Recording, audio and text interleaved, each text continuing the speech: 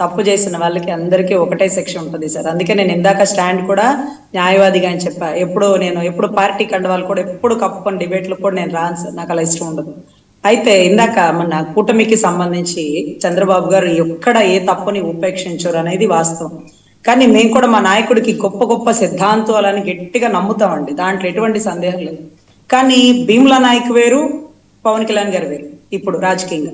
కానీ రాము నాయక్ అనే ఒక వ్యక్తిని బుడ్డ రాజశేఖర్ రెడ్డి గారు అనే ఒక ఎమ్మెల్యే ఒక యూనిఫామ్ లో ఉండే పోలీసు వాడిని కొడితే తాట తీసి ఎండబెట్టి ఉండేదానండి.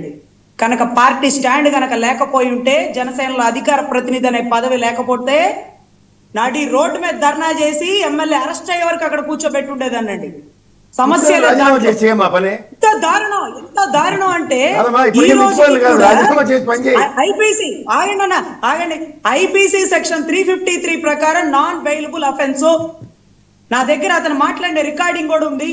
ఎంత దారుణంగా అసలు ఎందుకు ఉపేక్షించాలి? మనం తప్పు చేసిన ఎమ్మెల్యే నెత్తిన పెట్టుకోవాలా? ప్రజలకు ఏం సమాధానం చెప్తాం మనం?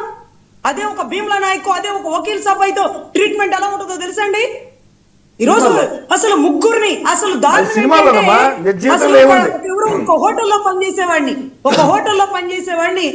నేను ఎవరో తెలుసా అన్నాడంట. తెలీదు సార్. తెలీదా? నేను తెలీదా? ఎక్కించండి రా వాడిని జీప్ అని. అర్ధరాత్రులు జీప్ ఎక్కించి 4 గంటలు తిప్పి ఆ నల్లమల అడవులు తిప్పినట్టు ఆ శ్రీశైలం అడవుల్లో ఏ గుట్టలో పడిపోతామో అధికారులతో డ్రైవర్ ని కొట్టి, అధికారులను కొట్టి జీబు డ్రైవ్ చేసుకుంటూ పోతుంటే ప్రాణాల్లో అరిచేతుల్లో పెట్టుకున్నారు అధికారులు. ఎంత ధైర్యంగా బయటకు వచ్చి అతనికి శిక్ష వేయండి ఎమ్మెల్యే పేరుతో సహా చెప్పినారంటే నెంబర్ 1 అధికారులు సార్. వాళ్ళు ప్రాణాలు అరిచేతో పెట్టుకున్నారు. అలాంటి వాడిని ఎందుకు మనం పెంచి పోషించాలా? స్పాట్ లో ఎందుకు సస్పెండ్ చేయకూడదు?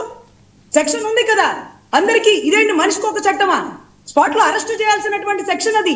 A1 A2 అయిపోయాడు, A2 A1 అయిపోయాడు, కేసు పోతుందేమో సార్ అంటూ ఇక్కడ ఉండే మా జడ్జి గారిని అడిగితే అలా ఎలా తీసేస్తారమ్మా, వాళ్ళు తీసేయాలన్నా చట్టం ఊరుకోదనే పరిస్థితి సార్. సో మనం జాగ్రత్తగా పరిపాలన చేయాలి అనేది ప్రజలు మనల్ని గమనిస్తున్నారు.